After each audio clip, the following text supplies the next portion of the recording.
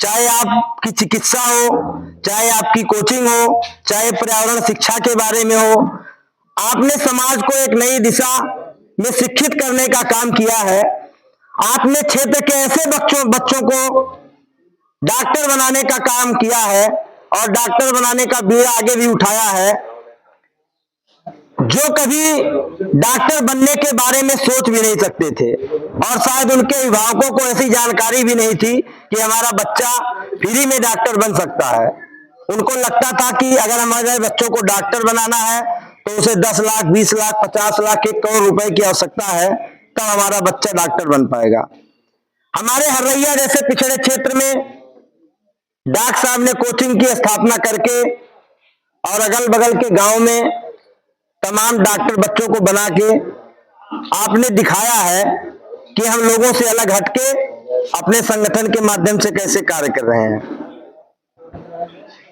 आप सभी लोग जानते हैं कि हमारा संगठन इस समय, जैसे हम लोग खड़े होके आते हैं, एक दिन बोल देते हैं महीने में, लेकिन डॉक्टर साहब पीछे से बहुत काम कर रहे हैं। इसी कारण से हमारा संगठन अन्य जनपदों जैसा कि बाराबंकी, अयोध्या, प्रतापगढ़ और गोरखपुर में भी काम कर रहा है। निश्चित तौर से आप जानिए, जिस दिन आप किसी असहाय, किसी पीड़ित, किसी शोषित की मदद करके आएंगे, आपको वो चैन और नींद सुकून की आएगी, उतनी नींद चैन सुकून की आपको कहीं नहीं मिलेगी।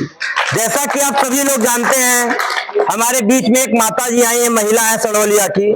अभी हमारे कोषाध्यक्ष जी ने बताया कि इनके यहाँ की घटना है, इनकी बच्ची की हत्या करके और उसको आत्महत्या का रूप देने का प्रयास किया गया।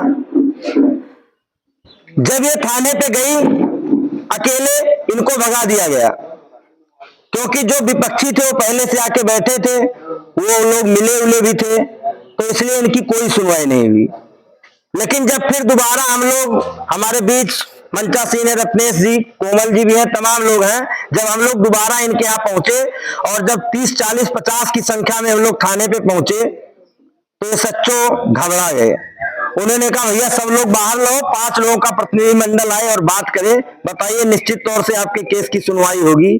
और उन्होंने उस समय सुनवाई भी की और आश्वासन दिया था कि जो भी संभव न्याय होगा वो आपको उपलब्ध कराया जाएगा। लेकिन कुछ समय बाद उनका भी तबादला हो गया वहां से, वो इस समय नहीं है वहां पे। और उसके बाद देखिए, आवश्यकता होती है आदमी के साथ लगने की। हम लोग 1-2 बार गए, हमारे पास भी नहीं समय।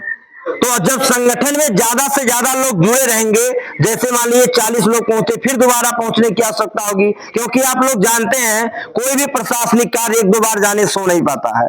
तमाम उसमें पेच होते हैं कि आपको लगे रहना होगा, तभी हो पाएगा। आज पूरा सड़वलिया गांव जब हम लोग जाते हैं संगठन के माध्यम से गांव में, तो पूरा गांव हम लोगों का आभार व्यक्त करता है और पूरा गांव इकट्ठा होकर कहता है भैया इस महिला ने न्याय की आस तोड़ दी थी, लेकिन आपके संगठन ने इसके न्याय की उम्मीदों को भी जिंदा रखा है और हम लोग भी आपके संगठन के बहुत आभारी हैं और हम लोग भी आपके संगठन में धीरे धीरे जुड़ रहे हैं या जुड़ेंगे। अभी 1-2 दिन पहले की बात है, हमारे कोषाध्यक्ष जी माता जी को इलाहाबाद भी लेके गए, इनकी फाइल वाइल तैयार करके वहां दाखिला करके आए, जैसा उन्होंने बताया। थाने से भी इनको कोई इंस्पेक्टर या जो भी है पुलिस, वो धमकी देता है कि बताइए क्यों आप उसकी मदद कर रहे हैं, क्योंकि जो इनका विपक्षी है वो कुछ रसूखदार है। और महिला के जो पति हैं, जैसा कि भी आप लोगों को बताया उन्होंने, कि ये दुबई में रहते हैं और 2 साल कंप्लीट ना होने के कारण बेटी की मृत्यु के पश्चात भी वो अपने घर वापस नहीं आ सके हैं। ऐसे हालातों में हमारा संगठन अगर किसी के साथ खड़ा होता है तो निश्चित तौर से ये दुनिया का इसीलिए सबसे अलग संगठन है। हमारे डॉक्टर साहब कहते हैं हमारे संगठन में ना आपको नोट देना है, ना आपको वोट देना है। आप दुनिया के किसी भी राजनीतिक या गैर राजनीतिक संगठन में जुड़े हैं, आप वहां भी जुड़े रहिए, आप अपनी आस्था रखिए, आपको जहां वोट देना आप वोट देते रहिए, हमको आपसे वोट नहीं लेना है। बस आप एक दिन इसलिए दीजिए कि आप जब एक दिन देंगे तो इसी जैसे माता जी आई हैं, ऐसे असहाय और लाचार लोगों की मदद शायद संगठन के माध्यम से किया जा सके। या आप लोगों को और तमाम जानकारियां भी मंच के माध्यम से दी जाती हैं। हमारे बीच क्षेत्र के मशहूर कृषि वैज्ञानिक है, जो भी आए थे, संभवतः हमको लगता है वो चले गए, अज्ञाराम वर्मा जी, वो भी समय समय पे कृषि विभाग की जो भी जानकारियां जिले की होती हैं वो देते रहते हैं, और उन्होंने हमारे संगठन के ही तमाम किसानों को विभाग से तमाम प्रकार की सुविधाएं जो होती है उसको मुहैया भी कराया है। हम लोगों का भी ये दायित्व बनता है कि हम अगर संगठन में समय नहीं दे पा रहे हैं आके, हम जहां भी हैं लोगों से चर्चा करें। चर्चा करने से हो सकता है लोगों को समझ में आए, लोग जुड़ते रहें। क्योंकि अभी तमाम लोगों ने बताया कि कोई भी संगठन जब शुरू होता है तो जीरो से शुरू होता है, और जो इतिहास बदला गया है उसमें कुछ लोगों ने ही बदला इतिहास को। तो निश्चित तौर से हम उम्मीद और विश्वास करते हैं कि डॉक्टर साहब के नेतृत्व में हमारा यह संगठन भी नई बुलंदियों को छुएगा, गरीब असहायों की इसी तरह से मदद करता रहेगा, चाहे वो चिकित्सा के क्षेत्र में हो, शिक्षा के क्षेत्र में हो, पर्यावरण के क्षेत्र में हो, तमाम प्रकार के क्षेत्रों में डॉक्टर साहब ने करके बताया है। इसलिए जब हम किसी से चर्चा करते हैं अपने संगठन के बारे में, तो व्यक्ति हमारे संगठन से अनजान नहीं होता है, वो डॉक्टर साहब के कृत्यों से परिचित होता है कि डॉक्टर साहब समाज में किस तरह की सेवाएं दे रहे हैं, किस तरह का काम कर रहे हैं। इसलिए हमको बहुत आसानी हो जाती है, और जब हमारा ये पंपलेट देखता है वो व्यक्ति तो समझ जाता है कि आज के दौर में जो भी संगठन है, तमाम प्रकार के संगठन जो हमारा शोषण कर रहे हैं, उन संगठनों से ये अलग है, और हम लोगों को ऐसे जुड़ना चाहिए। हमारे बीच में तमाम हमारे साथी हैं, देख रहे हैं हम, जब से संगठन की शुरुआत हुई है मासिक बैठक की, वो लगातार इस संगठन में पहुंच रहे हैं। उन्होंने एक भी दिन संगठन को नहीं छोड़ा है। अगर बीच में कभी कोई दिक्कत रही हो सकता है ना हो, लेकिन लगातार पहुंचते हैं, और जहां भी बुलाया जाता है वो लोग पहुंचते हैं।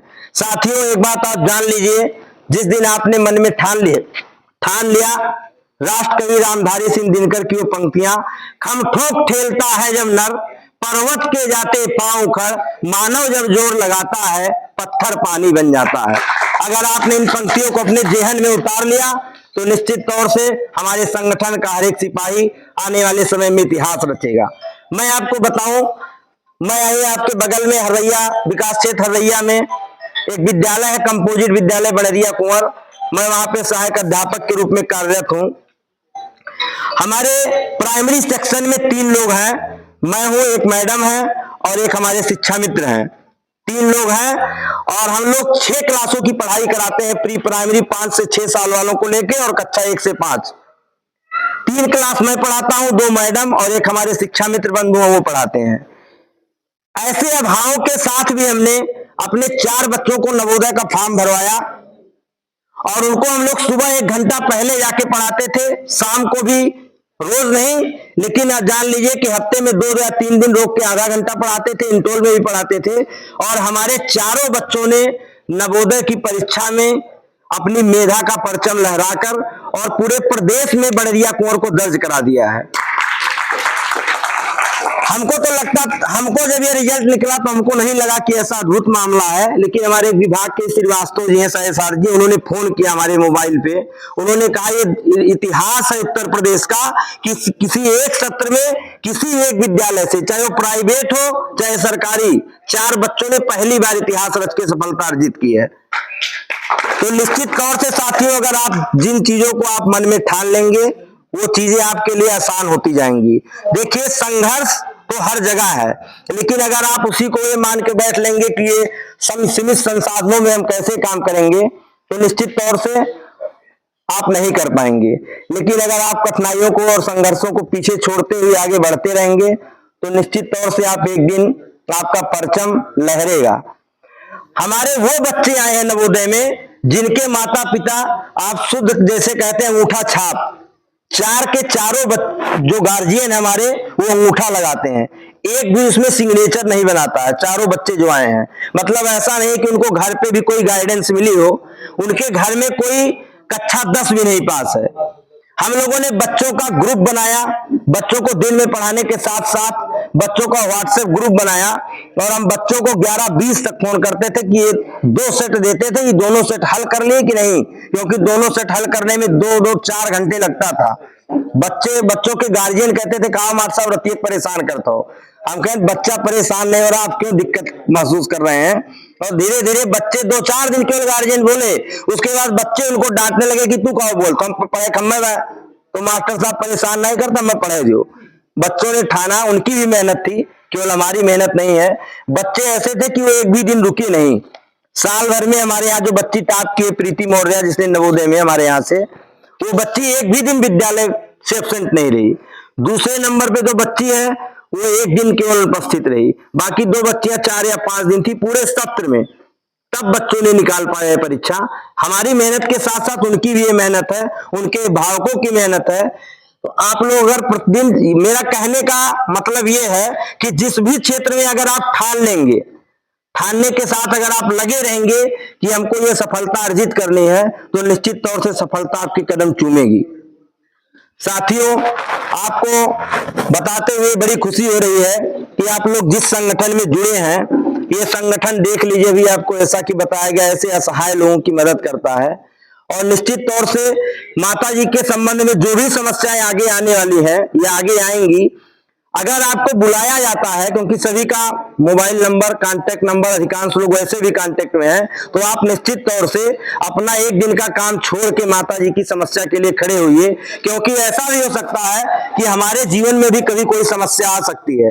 जब हम आप किसी की समस्या के लिए खड़े रहेंगे, तभी ईश्वर दूसरों को हमारी समस्या के लिए आपके साथ खड़ा रहेगा। तो निश्चित तौर से आप लोग उनकी समस्या के लिए, जैसा कि अभी कोमल प्रसाद जी ने बताया कि आगे अगर आपको कभी बुलाया जाता है तो आप निश्चित तौर से आइए और उनकी समस्या के लिए आप लोग हाथ बढ़ाइए, मदद कीजिए। हर संभव प्रयास किया जाएगा उनको न्याय दिलाने का। हमारे डॉक्टर साहब भी लगे हैं, यहाँ से लेके इलाहाबाद, एक वकील भी आपने किया, वकील साहब आज आए, नहीं आपने बताया उनका संबोधन होना था, वो भी निःशुल्क रूप से काम कर रहे हैं। और यहाँ से आना जाना लेके सारा का सारा खर्चा संगठन या डॉक्टर साहब देख रहे हैं। तो हम लोगों का केवल ये कर्तव्य है कि कहीं जाना होगा खड़े होके तो हमको जाना है, बाकी संगठन उसके लिए खड़ा है। आपको अपने पास से कोई पैसा नहीं लगाना होगा। तो निश्चित तौर से अपने शरीर को लेकर जहां भी आना जाना है, तो हम किसी के लिए अगर किसी की समस्या में अपना योगदान दे सकते हैं, तो मुझे नहीं लगता कि इससे बड़ा कोई कार्य होगा दुनिया में। सबसे सराहनीय प्रशंसनीय कार्य शायद ये है। इन्हीं बातों के साथ मैं अपनी वाणी को विराम देता हूं। जय जवान, जय किसान, जय शिक्षक, जय भारत।